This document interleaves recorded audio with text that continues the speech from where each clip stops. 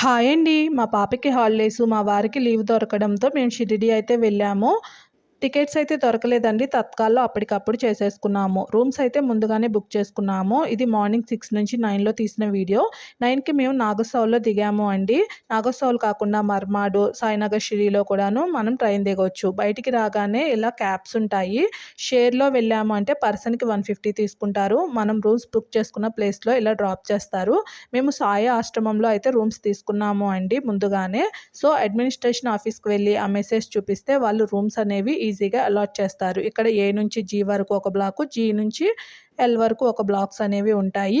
online.sai.organ.in అనే online వెబ్‌సైట్‌కి మనం లాగిన్ అయ్యి ఈజీగా మనం రూమ్స్ అయితే బుక్ చేసుకోవచ్చు.